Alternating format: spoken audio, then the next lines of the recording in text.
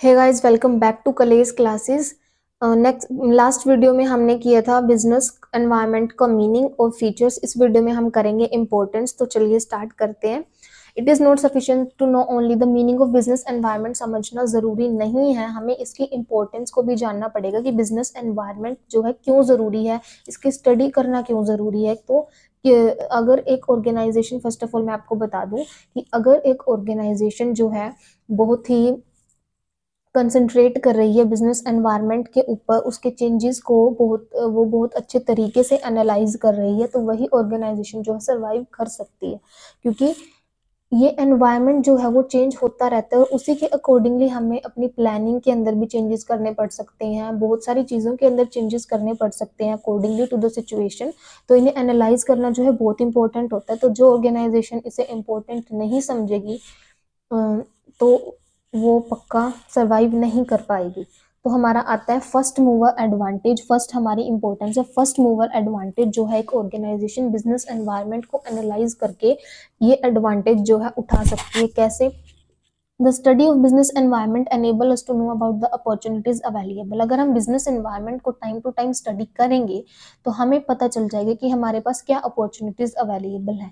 तो अ company which is more conscious, एक company जो कि बहुत ज्यादा कॉन्शियस है, बहुत ज्यादा सीरियस है एनवायरनमेंट को लेकर, जो उसके अंदर चेंजेस होते रहते हैं, तो वो क्या है, फर्स्ट मूवर हो सकती है। मार्केट के अंदर हम बोलें या फिर इंडस्ट्रीज के अंदर फर्स्ट मूवर का एडवांटेज जो है वो ले सकते हैं। It takes advantage of it by becoming the first supplier.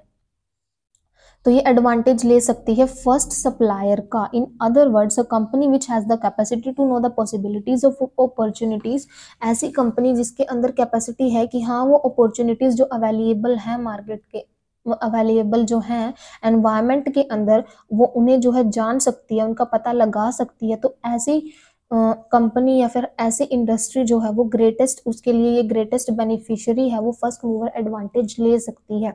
जैसे मार्केट के अंदर जाकर मार्केट को एनालाइज किया जाता है, लोग क्या बात कर रहे हैं, उन्हें कैसा प्रोडक्ट चाहिए अभी आने वाले टाइम में, उन्हें किस तरीके की चीज़ें पसंद आ रही हैं। तो ये सारी चीज़ें को जानकर जो कंपनी जो है फर्स्ट मूवर एडवांटेज ले सकती है, वो वैसा ही प्रोडक्ट क्या करके, वैसा ही प्रोडक्ट प्रोड्यूस करके मार्केट के अंदर फर्स्ट मूवर एडवांटेज जो है वो ले सकती है। Second one is warning signal.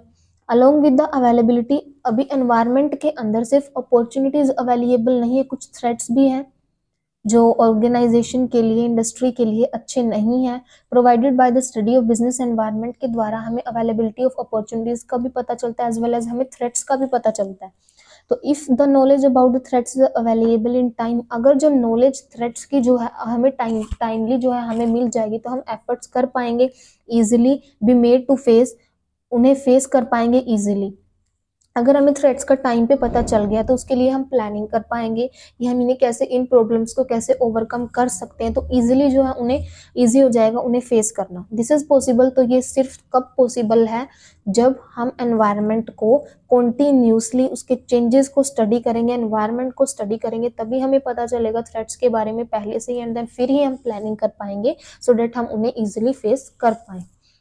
Next आता है हमारा, इसलिए हमें क्या प्रोवाइड कर रहा है, एक वार्निंग सिग्नल भी प्रोवाइड कर रहा है एज वेल, अगर हम इसको स्टडी करते हैं तो। Next is tapping useful resources. Useful resources को टैप करने में ये हमारी क्या करता है, हेल्प करता है। Organisation needs a number of resources, एक ऑर्गेनाइजेशन को बहुत सारे रिसोर्सेज की जरूरत पड़ती है अपने बिजनेस को कैरी ऑन करने के लिए। डेट इज, वो कौन से होते हैं, material, machine, man, money etcetera.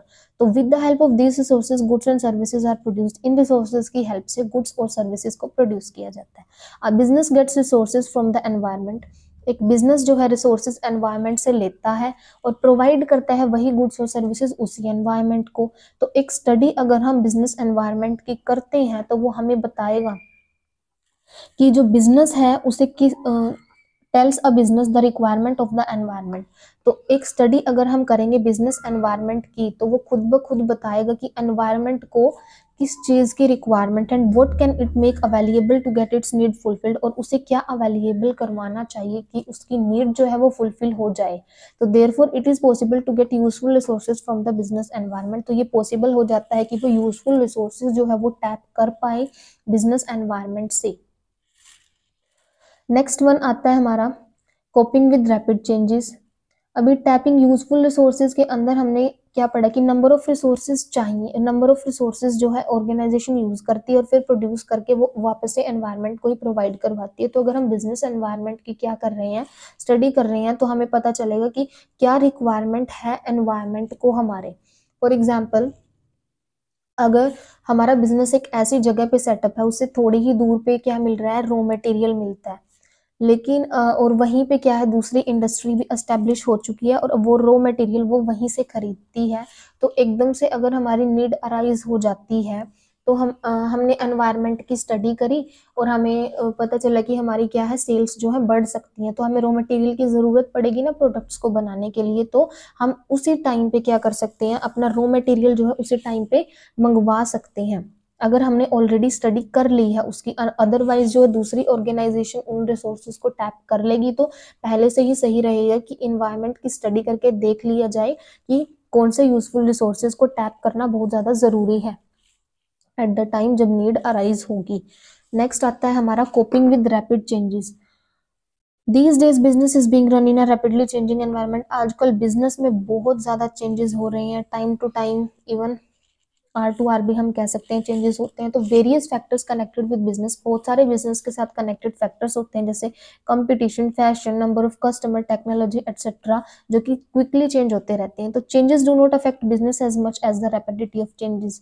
तो चेंजेस जो है बिजनेस को अफेक्ट नहीं करते, लेकिन उनकी रैपिडिटी, उनकी तेजी जो है, चेंजेस जितना जल्दी जल्दी हो रहे हैं, उनकी रैपिडिटी को फेस करना जो है बहुत ही ज्यादा मुश्किल होता है। It means that if the speed, अगर स्पीड जो है चेंजेस की वो थोड़ी कम होगी तो इजी रहेगा, लेकिन जितना स्पीड बढ़ती जा रही है उतना ही क्या हो रहा है, डिफिकल्टी हो रही है उन चेंजेस को फेस करने में ऑर्गेनाइजेशन के लिए। It can be face with the comparative ease, but to face the rapidity of changes a very difficult task. Rapidity of changes को फेस करना बहुत ही डिफिकल्ट टास्क है ऑर्गेनाइजेशन के लिए। This can be possible only by a constant vehicle.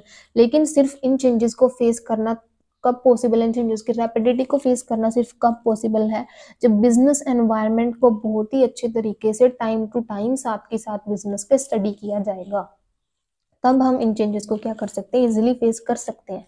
Next one is assisting in planning and policy formulation. ये changes जो है हमें हेल्प किस में करते हैं, असिस्ट करते हैं, हेल्प करते हैं प्लानिंग में और पॉलिसी फॉर्मुलेशन में। The knowledge of the business environment presents the basis. जो नॉलेज होगी बिजनेस एनवायरनमेंट की, हमने स्टडी कर लिया है कि हाँ फ्यूचर में हमारे पास ये चेंजेस आ सकते हैं, एनवायरनमेंट में ये चेंजेस आएंगे, तो ये जो है हमारी प्लानिंग और पॉलिसी फॉर्मेशन के लिए क्या प्रोवाइड कर रहा है, बेस प्रोवाइड कर रहा है। For example, the ITC hotels decided to establish many hotels, new hotels abroad. तो ITC होटल्स है, उन्होंने डिसाइड करा कि वो एस्टेब्लिश करेंगे नए नए होटल्स अब्रोड के अंदर, and in India only after a careful study. और इंडिया के अंदर भी सिर्फ एक केयरफुल स्टडी करके बिजनेस एनवायरनमेंट की।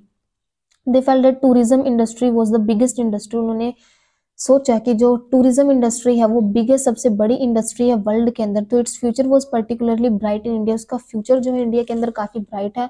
The government also has a special interest in the development, और उस इंडस्ट्री के डेवलपमेंट में गवर्नमेंट का भी क्या है, इंटरेस्ट है, बिकॉज ऑफ मैनी रीजंस, काफी रीजंस की वजह से।